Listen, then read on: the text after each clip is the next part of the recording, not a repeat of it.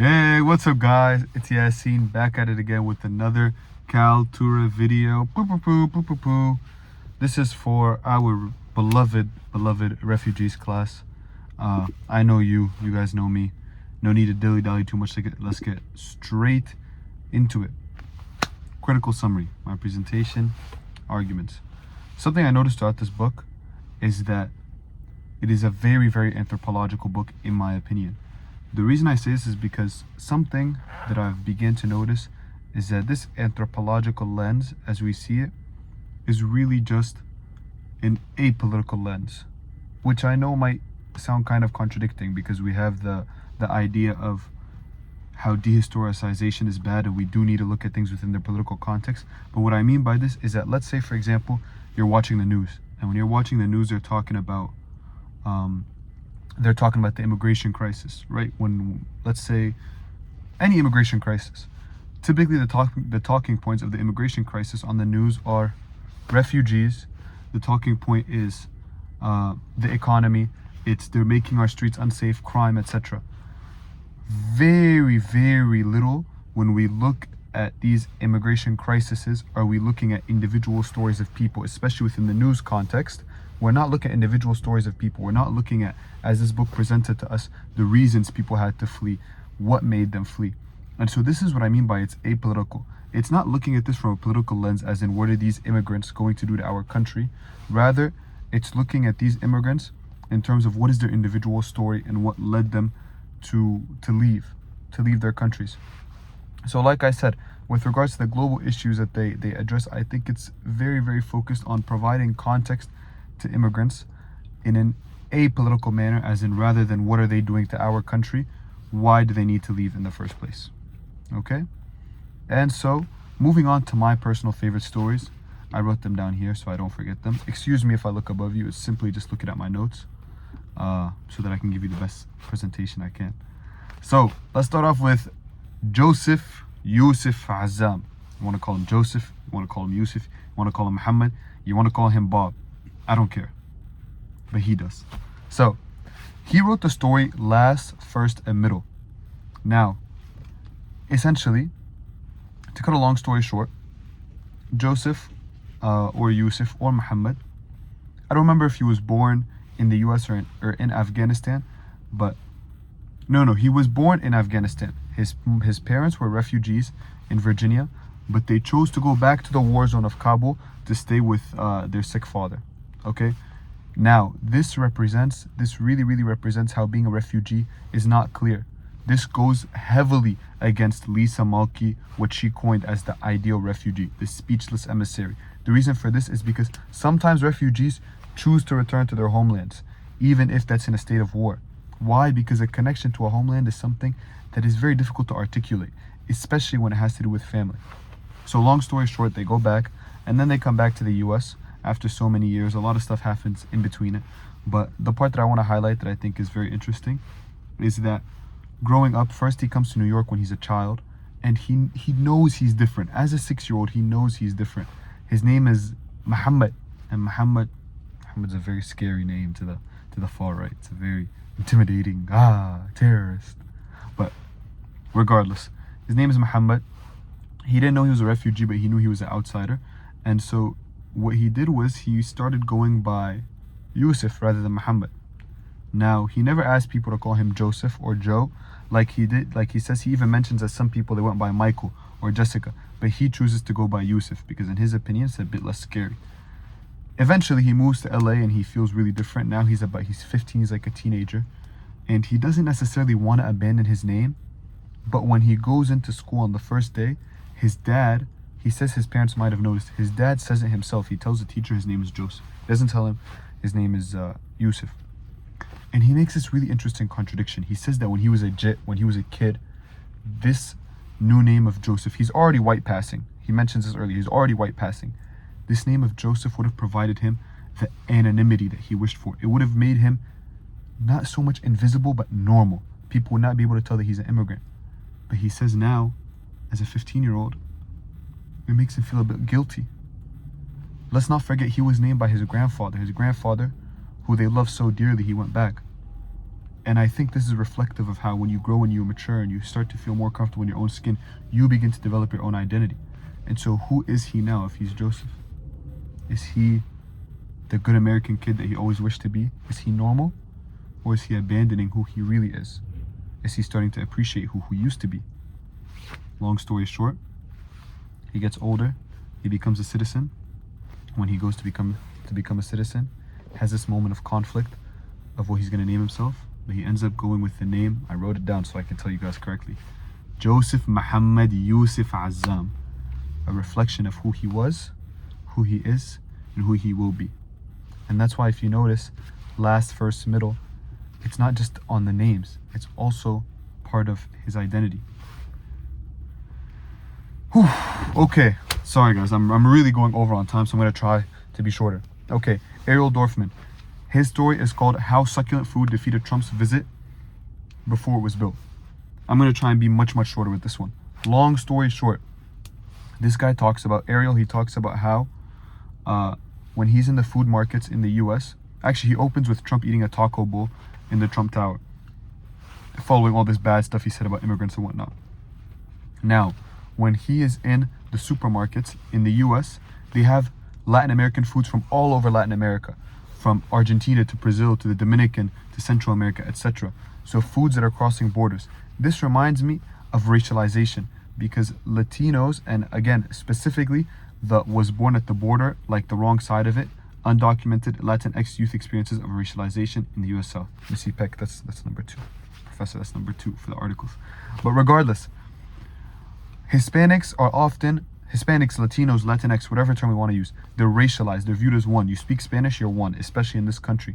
However, that's very untrue. In their traditions, and in particular in their food, they differ vastly. And this is what Ariel Dorfman is talking about, that in the supermarkets in the US, it's the only place in the world where you can get this diversity of food, of Latin American food, and you can have an Argentinian cooking with some Brazilian spice to him, or a Dominican cooking with some Chilean spice to her. You see what I'm saying? And so the point is that he ends the book by saying that Trump is already defeated by food. It's a reference to the title of it. In that America has created this melting pot that in its racialization, in this negative thing, it's actually birthed a new Latino culture, a new Latinx culture that is open to everybody and unites all of these countries under the banner of being Latino Americans or Latinx Americans, whatever you want. I don't really care. Whatever the people want. Okay, moving on. My third story. Oh my God, I'm at 7:53. Okay, my third story. Lev Golkin, Guest of the Holy Empire. Okay, she's a child and she's a Jewish refugee from the Soviet Union. What I thought was very interesting, and this is why I picked this. I don't want to go over the whole story because I don't have time. But she says that becoming a refugee means watching your world slowly die. Now, of course, we're talking about becoming a refugee, so not people born in refugee camps. But she talks about how these changes happen, some immediately and some over time. So one of the things she mentioned is that immediately she lost her address, right? Immediately she didn't have a home anymore. Immediately she lost her citizenship. But slowly her way of thinking changed. She was no longer a name, rather she was a number, right? And she says this very interesting line. I think it's the only quote I'm going to say today. When are we eating to when are they feeding us? The loss of agency. You don't eat anymore. Food is something we view as enjoyment, but for her it's a necessity. And not only is it a necessity, it's not a necessity that she even has the right to go and pursue herself. Some kind-hearted individual, right? Actually, I don't know why I did this. Some individual, ignore that I did this. Some individual comes and feeds her. And this reminds me, I know this isn't a reading, but I still want to mention this. We watched a documentary called Fleeing Climate Change. And in that documentary, there was a family who was from Nigeria, I believe, and they were sustenance farmers, and they had to flee because they had no more, because they couldn't farm anymore. And all of a sudden, they lost their agency, they lost their independence, and now they were relying on other people. And this is part of becoming a refugee. Now, for my fourth and final story, we're going to talk about Reina Grande, I hope I said that right, the parent who stays. Long story short, again, I keep saying that, and I keep making the story long, but let's try. We'll go. Bismillah. Her dad was already in the U.S. when she was born, and then he came back and he paid for a smuggler to bring her across. And she talks about how she was not a real refugee. even though Mexico had the second highest homicide rate in the world, only after war-torn Syria, and it was because of the war on drugs, she says her war was not a real war. And no level of poverty allows you to claim asylum in the US. No level of poverty. And so she didn't fit the speechless emissary, the real refugee, and she had to be smuggled across, right? And so she, after she's smuggled across, she talks about how there still remained, or while she was being smuggled across, and mind you, her mom and her dad are in the US, she thought that she was going to have this perfect family that she envisioned all of her time in Mexico, but that didn't manifest. And this reminded me of Mehar in the book we read a couple weeks ago. Mehar, he was Palestinian and he was in Norway. He went to Jordan. He started to remember his past. And he talks about how when you're a refugee, you glorify your home country, the one that you left. But that's not the reality. And similarly, she expected that her life was going to be so perfect, but it just didn't manifest that way. And that there was, until the day her dad died 30 years later, there was a boundary between them. And so essentially the point that I'm trying to get at is, for refugees, there's always two glorified lenses. The glorified lens of what's going to happen when I leave. I'm finally going to be safe. It's going to be a beautiful world. And then when you leave, the glorified lens of what's behind. So, moving on to my positionality, how I connected to the book. As you guys know, my family is refugees, and I can truly relate to, in particular, I can relate to the last story that I just told you about, which is this rose-colored lens. You know, when return to home is impossible. Or let me backtrack a little bit. When the war in Sudan started, all my family could think about was getting out. Get out. And so that became the glorified lens that we were looking through, the rose-colored glasses. And it seemed that life was going to be perfect. But then when they got out, now they couldn't return. Not with the same neighbors, not with the same friends, not with the same family. You feel like an outsider. All you want to do is go back to your home. And so home becomes this heaven, this untouchable, unreachable myth that you're never going to return to. And then our home became safe. And then it was liberated. But now the question became, now that the home was liberated, reality hit us like a truck. Our home was destroyed. Our neighbors weren't there. Our city was a ghost town. So now what is home? If when we return, no one is there, was home the friends and family? Well, if the friends and family are here and we're not in the same physical location, will it be home? Well, no, because we still desire something. Essentially, the point that I'm getting at is that once you become a refugee, there's no such thing called home anymore. Home is an idea, and you have to start making your home. And I think this is the same way that Reina was just telling us. She thought that once she crossed the border, she was going to have this perfect life with her family. But then she realized when she got there was no perfect life. She had to try and craft it, and as she mentions, that's what she tried to do with her daughter, is craft this perfect life. Now, to enhance refugee solutions, to enhance livelihoods, I keep referring back to this point, whether it be in camps or whether it be outside of camps, refugees need to be given agency. Refugees need to be given agency. At the end of the day, borders are man-made. This might sound like a crazy idea. I don't know if this is too crazy, but borders are fake. Borders are not real. Because borders are not real, this piece of paper, this documentation does not make anybody superior to another one. And just because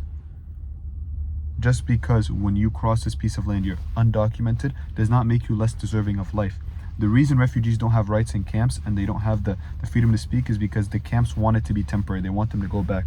Well, guess what? They're not always going back. Sometimes they're going to stay. So there's camps that have been running for 60, 70 years. So are you going to let these refugees build their own lives? Or are you going to keep policing them and putting and just applying what you learned in school, which does not always apply to these refugees' individual lives? And sometimes the refugees end up wanting to return home because the life is so negative, like we saw with the Somalis in Refugeestan, the 2 Somali men who wanted to return home to Somalia. Essentially, to improve the lives of refugees, we need to amplify refugee voices. Thank you very much. I hope you guys enjoyed. Professor, I really hope I covered everything. If I didn't cover everything, I would like an A regardless. But If you can't do that, it's okay. Thank you guys. I hope you enjoyed. You guys have a good night, inshallah. Assalamu alaikum.